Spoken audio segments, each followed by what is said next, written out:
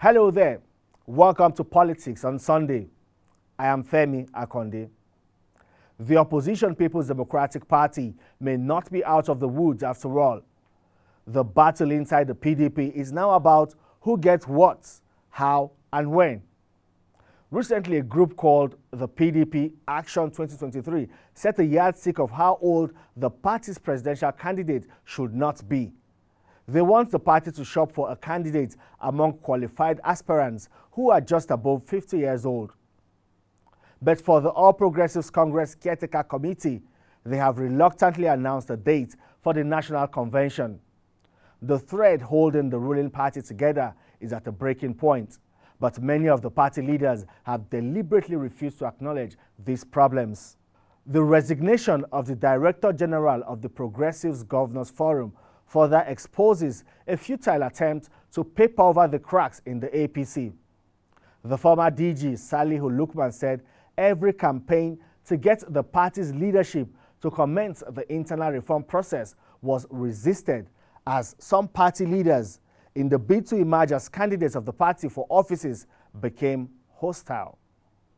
It remains to be seen how they intend to hold the National Convention when they cannot put the interests of the party above their personal ambitions. Well, today I will speak with the Executive Governor of Katsina State, Aminu Bello Masari. He is a member of the Progressives Governors Forum, but our discussion wasn't just about the problems in the APC. We also talked about other issues of national importance.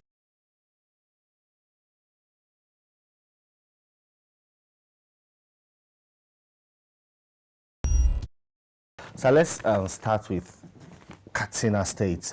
We hear local government elections is coming. It's been delayed. It was delayed because of some issues that have now been resolved. But how ready is the state for this critical grassroots election, especially at a time when there are issues like insecurity and all of that? How ready is the state for this?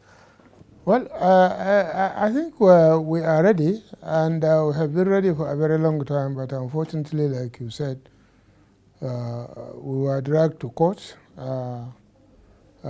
by the opposition party, by two groups, all of the opposition party, and eventually all the cases ended up in Supreme Court. And there was a judgment of Supreme Court that came towards the last quarter of last year with certain conditions, and which we were able to fulfill despite the economic hardship. We were able to fulfill the conditions spelled out by the Supreme Court. So we have already made available all the resources needed to conduct the local government election. And we feel that the local leadership will play a greater role in the issue of security. Your Excellency, we'll talk more about security. But first, you will agree with me that these local government elections will be a litmus test for the popularity of your party. You know, you have been in the saddle for, let's say, going to 7 years now, and by next year, your administration will end. And this would be a test for how well your administration has performed. Are you convinced that your party can still swing the majority of votes in all the local governments? I think going by what we did during the just concluded revalidation or registration of new members, I think we are confident that APC will win the election in Katsina State anytime. Okay, let's talk about security now. You know, the federal government recently designated bandits as terrorists. But did this change in nomenclature, did it help in any way in maybe reducing the activities of these criminal groups? No, you see, the federal government made a pronouncement. So the pronouncement has to come with special action. True. It means the level of engagement will increase in terms of usage of technology, in terms of usage of arms and ammunition against the bandits. So if we see that, then we can say there's a difference from the declaration and what it was before. But we are waiting to see what the declaration will bring in terms of change of tactics, in terms of change of engagement, in terms of usage of more sophisticated arms and ammunition against the bandits that have now been categorized as terrorists. And you know, the people in the local communities, a lot of them are helpless. And you once called on citizens to defend themselves against these criminals, especially in a situation where the security agencies are very far to reach and in some cases are not even close to the communities. But this call, did it help in any way to secure local communities? Let me tell you, ordinary common sense will tell you how many military officers, personnel do we have in the country? How many police personnel do we have in the country? And they are in every state, 36 states, including FCT, making 37. They are everywhere.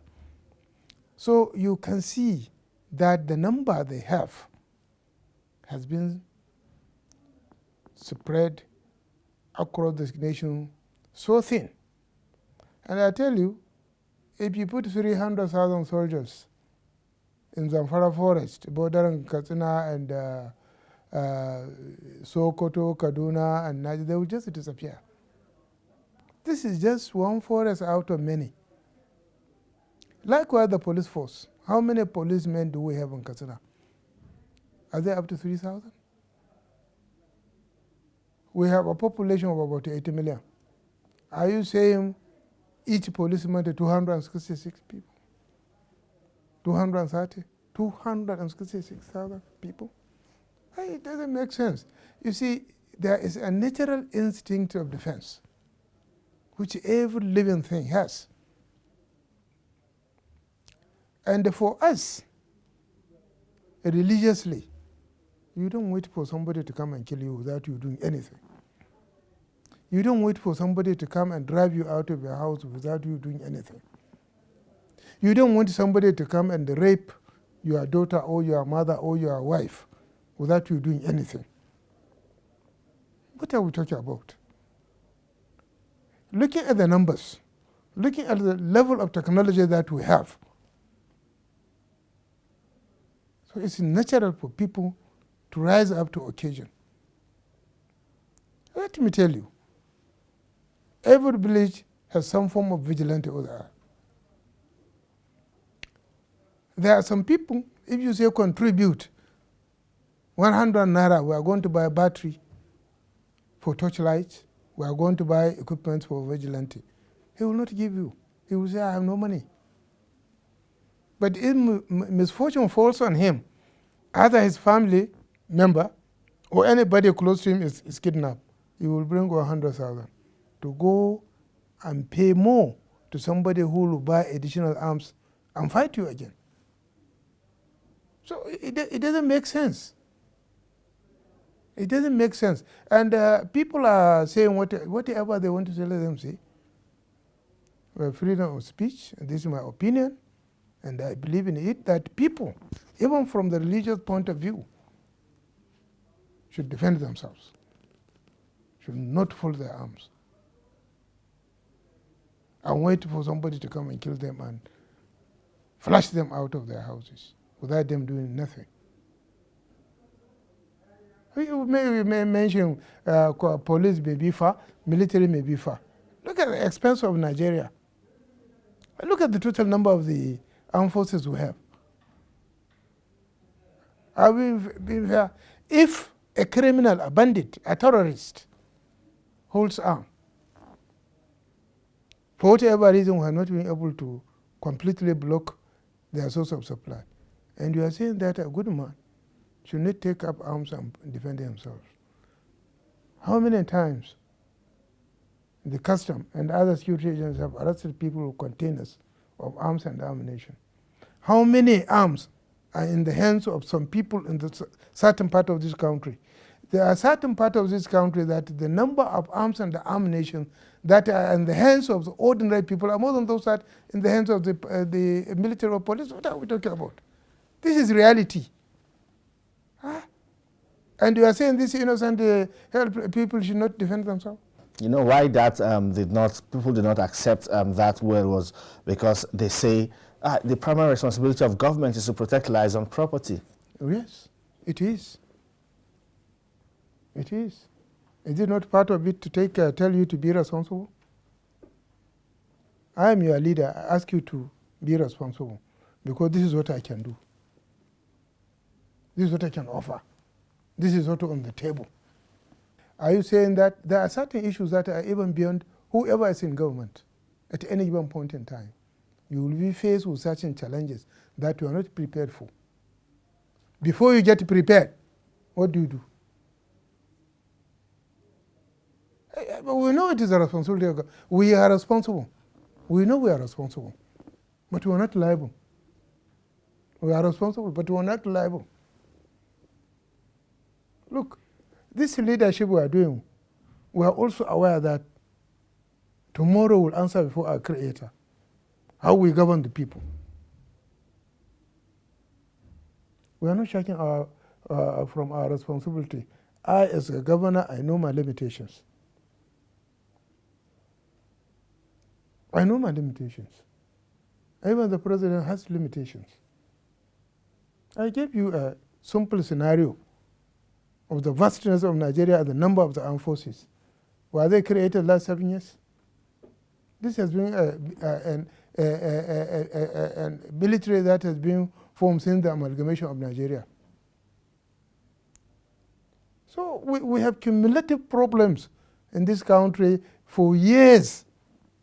And some of them have started rearing their ugly heads. But what is most important for us is now to have the capacity, the determination, the political will to confront them. Well, Your Excellency, kidnapping for ransom has become a lucrative business, even though we don't know if it contributes to the country's GDP. But a lot of people do all of these to make ends meet. And nobody kidnaps to make ends meet. Well, no. They are criminals. Sure, Don't tell me somebody can kidnap to make ends meet. Which ends?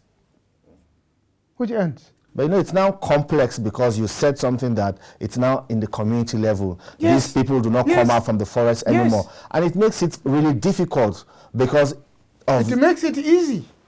Really? Yes. Because if community are really determined, I know your source of income. I know what you earn. So if I see you doing things that are beyond what I know you legitimately own or earning, I become suspicious. I ask questions. That's why I say community involvement. I do not say that nobody is coming out from the forest, but what we saw, in addition to those who are coming out of forest, most of the activities now are being carried by communities against communities. Then some of these communities give protection to the collaborators. Of course. You ask yourself, what are the best? Look, fundamentally, the mistake was education. That was neglected. I think it was proper, both Western and religious education, the situation would have been different. Would have been different. Because it's only through education that you learn skills. But nobody kidnaps to make ends meet. No, a petty criminal who started petty crime. You can say he has done this petty crime, he has stolen this 1 bag of corn to go and eat, and you meet him in his house eating it. This is a person who makes ends meet. But somebody who takes somebody, kept him somewhere, ask for money, and tomorrow get another one. You say, which ends? It's a criminal. It's a bandit. A terrorist, like the federal government have. Yes. If there's a worst word, you can call him that. Let's talk party politics. 2023 is just around the corner, and we have seen the whole politicking ongoing. Your party the All Progressives Congress has picked a date for its national convention, the 26th of February. But a lot of people are worried about the internal crisis within the party. Some say it may soon implode and would even make it more difficult for the party at a time when it should be consolidating ahead of the 2023 election. Are you worried about the crisis in your party? First of all, let me tell you, crises are part of party politics.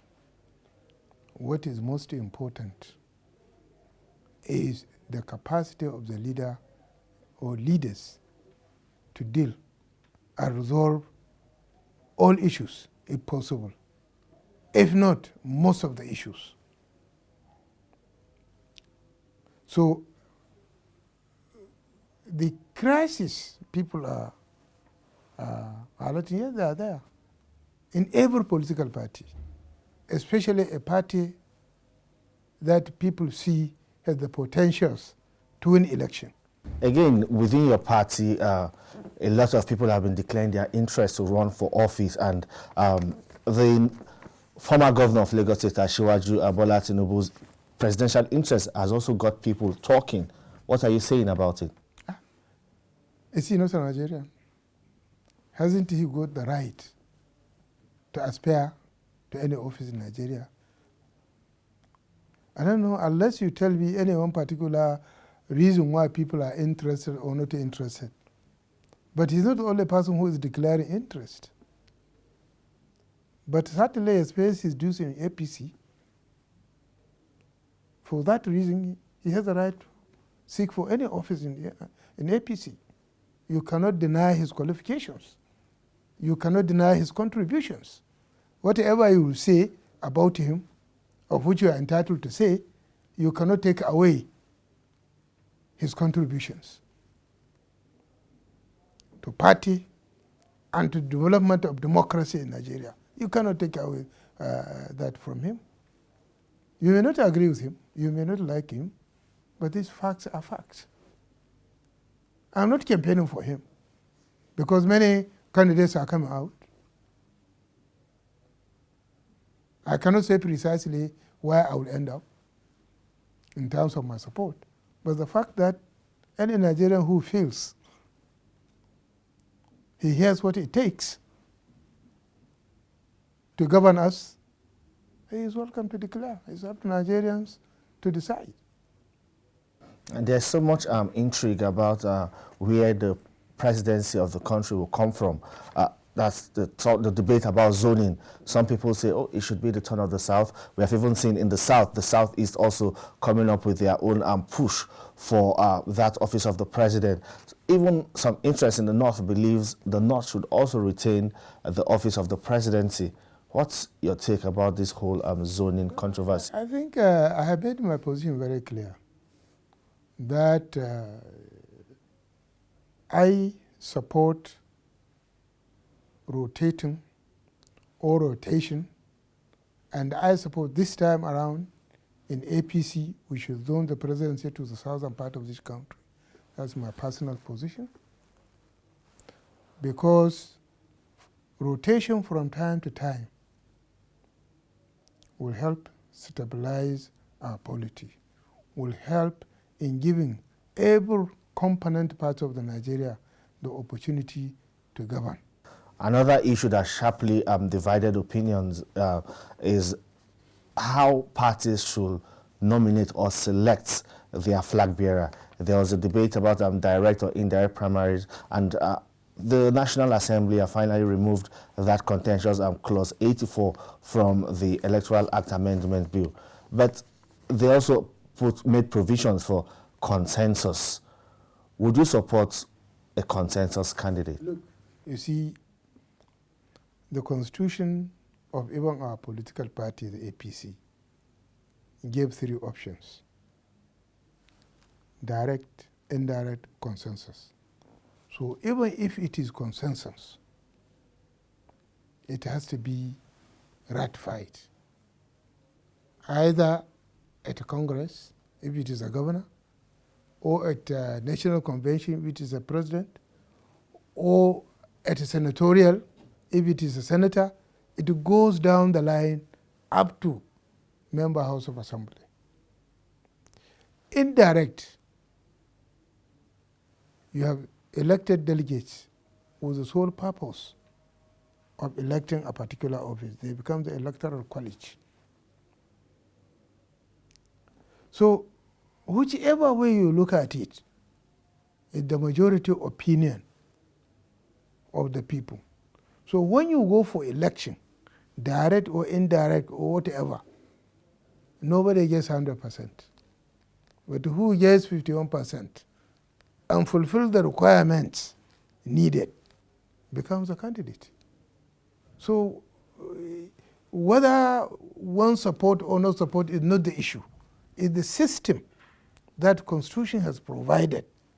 If now National Assembly has 3 positions or 2 positions, depending which the one party decides to take,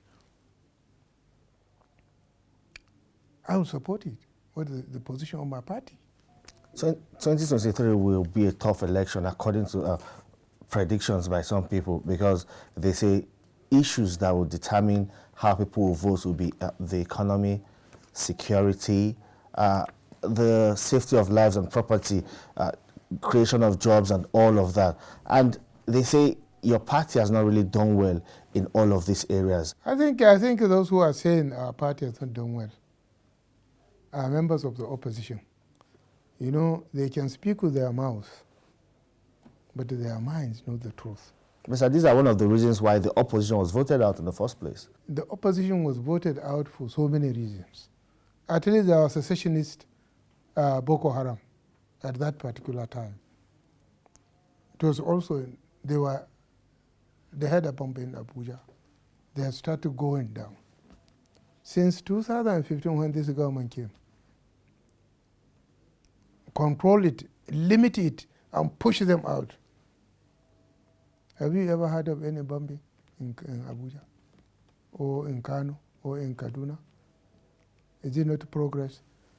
People don't go to church when we came in until they are screened. People don't go to mosque when we came in until they are screened. Before you travel from Katsina to Abuja, you will take more than 12 hours, because at every 5-10 kilometers you meet a checkpoint. Do we have the same thing today? What are we talking about? Yes, we have security challenges, but nobody can deny the fact that there have been drastic improvement in terms of security in the country compared to what it was in 2000. Because it was the country, the corporate existence of the country was under threat. Was under threat. The survival of the country as one entity was under threat. So whatever anybody will say, we don't have as much serious challenge today as we had before. And since the creation of Nigeria, tell me a government that has really impacted positively on local communities. The last man on the street than this government. Let me give you a small example. I know through direct money, cash transfer, through money market, through school feeding, through Empower, and many interventions that have gone to the rural community in Katsina State alone within this period, nothing less than over 100 billion has been spent, gone to the people. The same for all other states. Tell me any government since the creation of this country that has really touched the lives of an ordinary person like this government. So all this issue, yes, and look at the security issue we are having. Find out in Niger, Burkina Faso, Mali, all the West African sub-region, including some of these Sahelian states. It's a phenomenon that we are witnessing. Every country is facing one form of security or the other. And we are talking, look, when we had COVID, did we import food? If the policy of this government of going back to land was not in place by the time COVID came, where would Nigeria be? There was no money to import, and there was no money inside. But we managed to survive and came out 3 times out of recession in a record time, despite all this. Of course, opposition can say anything, human being what it is, yes, there are rooms for improvement. Nobody can say there is no room for improvement. There's room for improvement. But you can say we have not done it. If those people who are saying, if the government had been left in their hands in 2015, probably wouldn't be talking today. Because why would the country be? Because they have lost gear. They have lost control. So, my friend, people are entitled to their opinion. Yeah, one other thing people are worried about, they'll say, is the rising debt profile and what appears to be like the increased borrowing of the federal government of President Muhammadu Buhari's administration. They say it's like mortgaging the future of the country. Borrowing to do what? If you are borrowing for development, so what you do today with $1, if you wait tomorrow, it will be $1.2.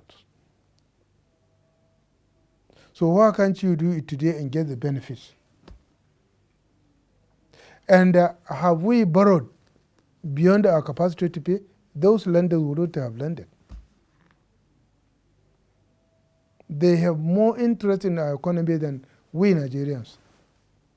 For the World Bank or European Union or the Chinese to say they will borrow you money, they look at your debt profile. They look at your potentials. They look at whether you have the capacity to pay. If you don't, they will not give you. They will not give you. So people are saying that yes, you are borrowing. We are borrowing for development. We are not borrowing for consumption. And if we don't develop today, how can you catch tomorrow?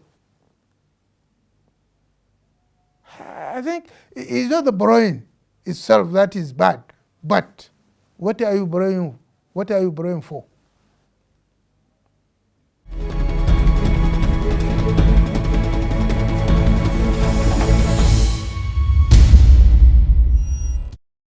That is all on the program this week. You can watch this episode again on TVC News YouTube channel. Do not forget to subscribe, like, and share.